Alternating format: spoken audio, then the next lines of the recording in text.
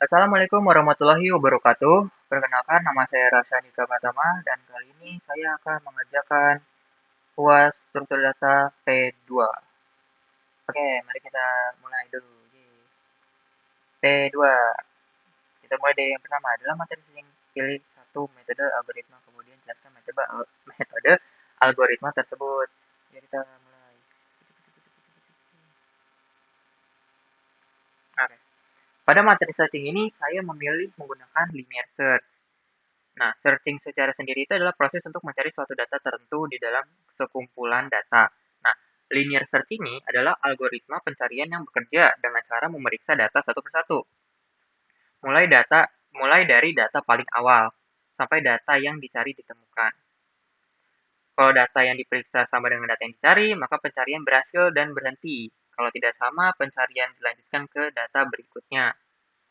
Contoh sederhananya itu misalnya nih kita mencari angka 4 di data. Zoom aja. Kita mencari angka 4 pada data 7, 3, 4, dan 9.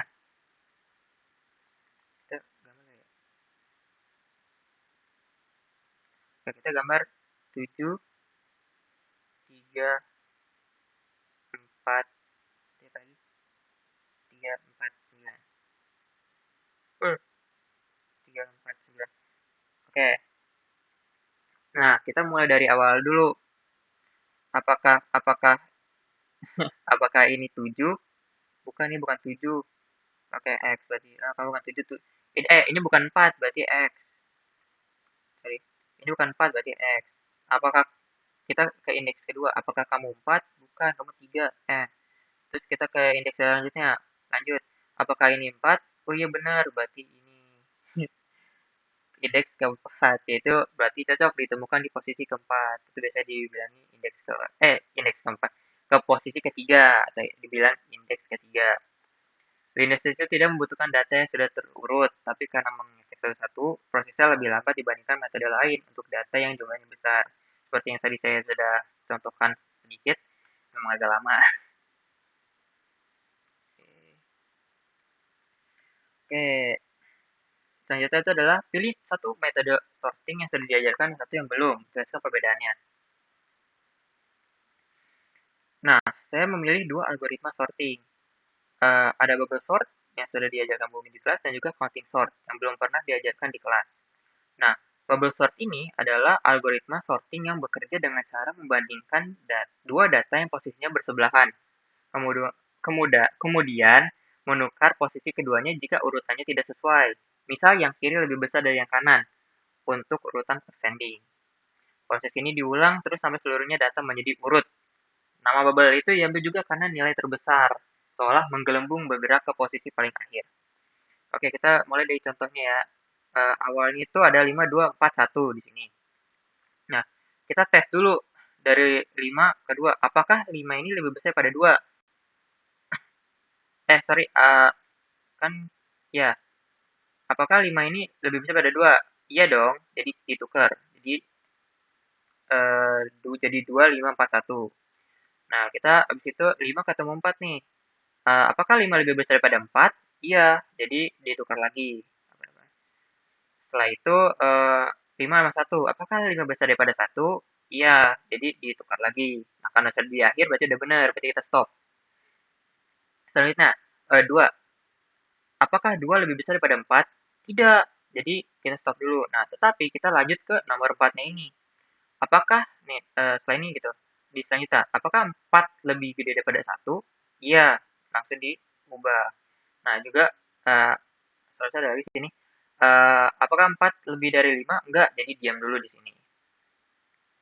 Nah, setelahnya itu ada selanjutnya ada 2. Apakah 2 di sini lebih besar daripada 1? Iya, jadi kita putar lagi. Set.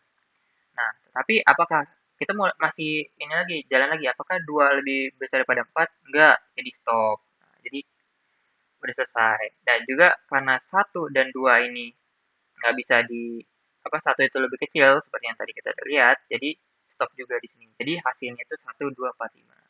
Seperti itu. Selanjutnya itu adalah quick sort. Yang mana hitung berapa kali tiap angka muncul di data. simpan hitungannya di array, bantu, lalu susun ulang datanya berdasarkan hitungan itu. Bukan dengan bandingan tukar seperti bubble sort. Nah, misalnya nih kita ada data 4, 2, 5, 2, 4. Nah, gampang kita cari dulu nilai terkecil dari terbesar dari datanya. Yang terkecil itu 2, ada 2. Terus terbesar ada 5. Oke, berarti kita ada 2, 3, 4, 5. Gitu. Langkah kedua, berapa kali tiap angka dari 2 sampai 5 muncul di data? Angka 2 muncul, misalnya nih, eh, angka 2 muncul 2 kali di sini. 1, 2. Jadi muncul 2 kali. Angka 3, yang seperti tadi saya sudah jelaskan, yang 2, 3, 4, 5 itu. Angka 3 itu tidak ada, berarti 0. Oke, lanjut ke angka 4. Angka 4 muncul 2 kali.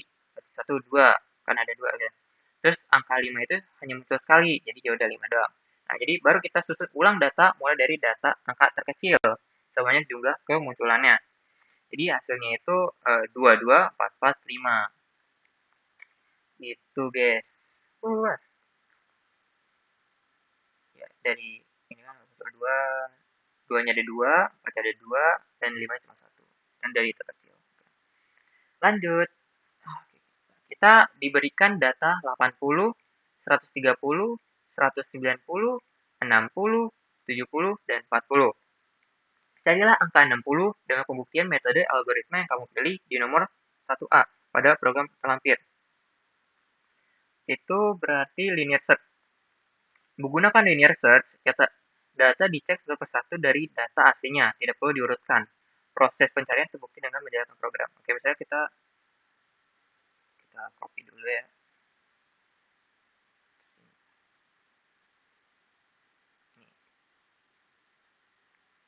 Oke.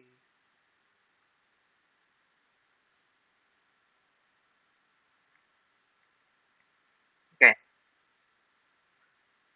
Kan kita cek dulu pertama. Yang kita mau cari 60 kan. Cek dulu 80.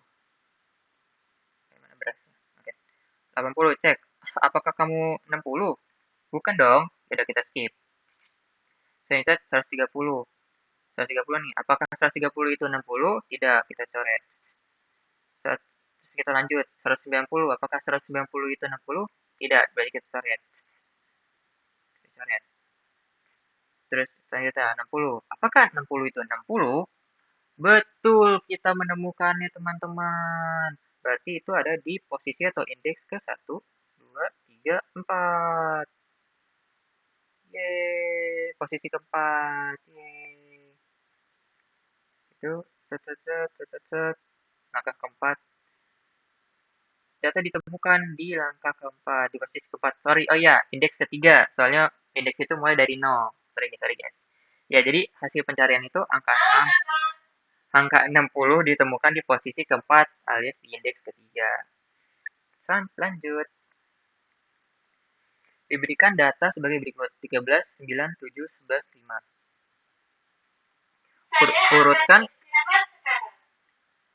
Urutkan data tersebut dengan pembuktian dua metode logaritma yang kamu pilih. Oke. Lanjut saja ya.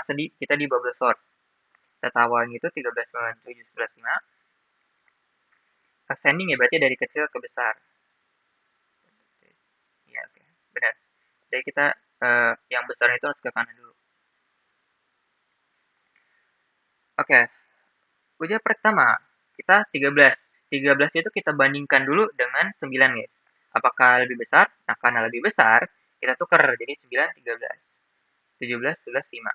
Nah, kita lanjut lagi. Kita bandingkan 13 dan 7. Karena 13 itu lebih besar daripada 7, berarti kita tukar. Jadi 9, 7, 13, 11, 5. Lanjut. Jadi kita bandingkan 13 dan juga 11. Apakah 13 lebih besar daripada 11? Iya, jadi kita tukar lagi. Lanjut lagi kita bandingkan 13 dan 5. Apakah 13 itu lebih besar daripada 5? Iya. Jadi kita apa namanya? Tukar lagi dan akhirnya di pojok. Nah, karena di pojok jadi kita bisa pastikan angka terbesarnya itu adalah 13. Sudah di posisi terakhir nih. Kita balik lagi ke bawah ini, lanjut. Kita mulai dari 9. Apakah 9 lebih kecil daripada 7? Iya. Jadi tukar tuh tempatnya. Setelah itu 9 sama 11. Apakah 9 itu eh, lebih besar daripada 11? Tidak ditukar. Jadi Karena tidak ditukar, kita mulai lagi dari 11. Kita bandingin 11. Apakah 11 itu lebih besar daripada 5? Iya, jadi kita tukar. Dan karena 3 sudah pasti lebih besar, jadi udah stay di sini. Dan 11 itu juga udah stay di sini juga. Stagnan.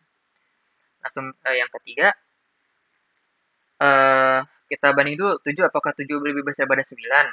Tidak dong, tetap berarti jadi tetap. Tapi kita lanjut lagi ke yang ke-9. Apakah 9 lebih besar daripada 5? Iya, jadi kita tukar. Set. Nah, dan karena 9 itu emang udah lebih kecil daripada 11, jadi nggak di ini lagi. Terus yang keempat, kita tes lagi, apakah 7 lebih besar daripada 5? Iya, jadi kita setukar lagi. Dan juga karena 7 itu nggak bisa ditukar sama 9, jadi diam aja. Dan juga karena 5 udah otomatis lebih kecil daripada 7, jadi kita sudah selesai. Jadi hasil bubble sortnya itu dari 5, 7, 9, 11, 13. Selain itu menggunakan counting sort. Counting sort pertama-tama mencari nilai terkecil dan terbesar dulu. Nilai terbesar ini adalah 13 dan terkecil adalah 15. Berarti kita hitung dari 5, 6, 5, 6, 7, 8, 9, 10, 11, 12, 13. Kita lihat dulu. Oke, 5 muncul satu kali. 6 tidak ada. 7 ada nih 7. Berarti 7 muncul satu kali. 8 itu nggak ada kan? Sini 8. 9 ada, tapi 9 munculnya satu kali. Semuanya semua muncul satu kali. 11 juga satu kali. 12 juga satu. 12 0. 13 muncul satu kali. Nah, karena counting sort bisa langsung saja dari terkecil terbesar, jadi langsung saja ditaruh yaitu hasil akhir counting sort ada 5, 7, 9, 11, 13. Coba. Oke, lanjut yang itu terakhir. Jadi perbedaannya itu apa sih? Jadi cara kerja bubble sort itu membandingkan dan menukar posisi data berulang kan tadi di apa namanya ditukar-tukar posisinya. Nah, kalau sedangkan counting sort itu tuh cuman menghitung jumlah kemunculan tiap angka, lalu itu langsung aja disusun berdasarkan hitungan itu. Nggak ada proses bandingan lagi. Terus kebutuhan memori. Kalau misalnya bubble sort itu tidak butuh array tambahan. Nah, sedangkan counting sort butuh array. Jadi butuh array bantu untuk menyimpan jumlah kemunculan tiap angka. Jadi uh, lebih berat dikit tapi kadang lebih cepat.